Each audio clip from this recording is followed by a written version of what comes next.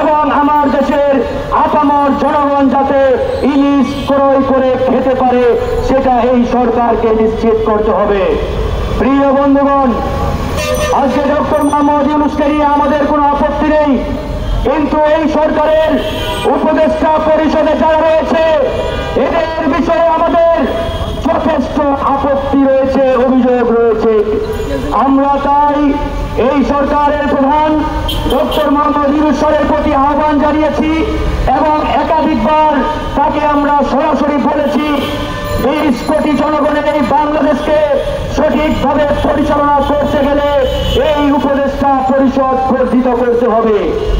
এই 25 জন মানুষ নিয়ে এই বাংলাদেশ পরিচালনা করাটা অনেক কঠিন, অনেক কষ্টকর এবং এই উপদেষ্টা পরিষদে অনেকেই রয়েছে যারা এখনো ভারতের প্রতি প্রেম দেখায়। দেশের জনগণ ঘৃণা ভরে প্রত্যাখ্যান করেছে। সেখানে আমার দেশের জনগণ ইলিশ খেতে পারে না। আকাশ চুম্বি দামের কারণে আমার দেশের অনেক মানুষ রয়েছে জাতীয় মাছ ইলিশ জীবনে একবারও চোখে দেখে নাই। সেখানে কিভাবে এই সরকার ভারতে ইলিশ পাঠানোর সিদ্ধান্ত নেয়, তাদের এই স্পর্ধা কিভাবে হয়, তাদের এই দুঃসাহস কিভাবে হয়, এই ছাত্র জনতার বিপ্লবের মাধ্যমে চেয়ারে বসে তারা ছাত্র জনতা তথা জনগণের আবেগকে পুঁজি করে এ ধরনের একটি সিদ্ধান্ত নেয়। আমরা স্পষ্ট করে বলতে চাই, ডক্টর মোহাম্মদ ইউনূসের এই সরকারকে ভারতে ইলিশ পাঠানোর যে সিদ্ধান্ত, এই সিদ্ধান্ত অনতিবিলম্বে বাতিল করতে হবে এবং এই ইলিশের দাম আরো সহজলভ্য করতে হবে।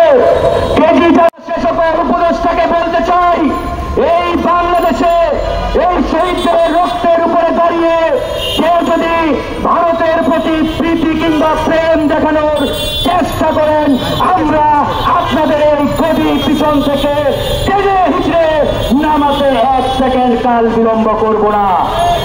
কিছুদিন আগে আসিফ নজরুল সাহেব আওয়ামী লীগকে বাংলাদেশের ইতিহাস ঐতিহ্যের দল হিসেবে ঘোষণা দিয়েছিলেন।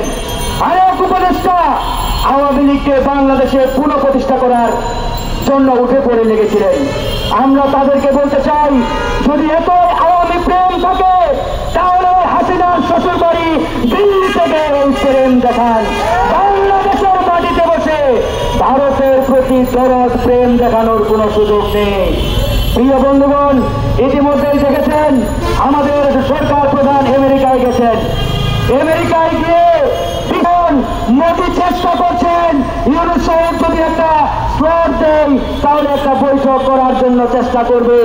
ইউনূস সাহেব বলেছেন, মোদী ভাই দাদা আমার সময় নেই তোমার সাথে বৈঠক করার, কারণ মার্কিন প্রেসিডেন্ট ইউরোপের দেশের বড় বড় বাঘা বাগান নেতারা হোল্ডিং লিস্টে আছে, তুমি আপাতত দেশে ফিরে যাও। এই হচ্ছে অবস্থা। একটা হুলস্থুল কাণ্ড ঘটিয়ে দিয়েছে। কে কার আগে ডক্টর মোহাম্মদ ইউনূসকে শুভেচ্ছা জানাবে, হাত মিলাবে, কদম মুচি করবে, সেটা নিয়ে একটা হুলস্থুল কাণ্ড। এই আমাদের পাশের দেশের প্রধানমন্ত্রী নরেন্দ্র মোদী বড় ধরনের একটা বেকায়দায় পড়েছেন, চিপাই পড়েছেন। কারণ হাসিনা মোদীকে বলেছিল ইউনূস সাহেবের সাথে বৈঠক করবেন না, আর এই মোদী হাসিনার কথা শুনে ইউনূস সাহেবের সাথে বৈঠক বাতিল করেছেন। এখন মোদী চেষ্টা করছেন ইউনূস সাহেব যদি একটা স্লট দেয় তাহলে একটা বৈঠক করার জন্য চেষ্টা করবে। ইউনূস সাহেব বলেছেন, মোদী ভাই দাদা আমার সময় নেই তোমার সাথে বৈঠক করার, কারণ মার্কিন প্রেসিডেন্ট ইউরোপের দেশের বড় বড় বাঘা বাগান নেতারা হোল্ডিং লিস্টে আছে, তুমি আপাতত দেশে ফিরে যাও। এই হচ্ছে অবস্থা। কিন্তু বন্ধুগণ, উপদেষ্টা রয়েছে এরা শতভাগ আনফিট, এরা অজ্ঞ, এরা বাংলাদেশ পরিচালনায় টোটালি ব্যর্থতার পরিচয় দিয়েছে। তাই আমরা বলতে চাই, রাজনৈতিকভাবে অভিজ্ঞ আরো 25 জন মানুষ নিয়ে এই উপদেষ্টা পরিষদকে 50 সদস্যে উন্নীত করতে হবে। আমরা যারা দীর্ঘদিন ফ্যাসিবাদ বিরোধী লড়াই করেছি, এই ফ্যাসিবাদের সময়ে উৎসাহিত হয়েছি, নিপীড়িত হয়েছি, আমাদের মধ্য থেকে আরো 25 জন মানুষ নিয়ে এই উপদেষ্টা পরিষদ গঠিত করার জোর দাবি জানাচ্ছি। এখন সাথে বলতে চাই, শেষ ইলিশ যাবে না।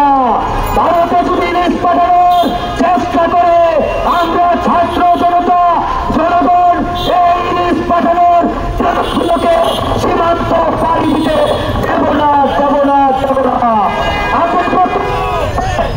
আমরা প্রস্তুত আছি।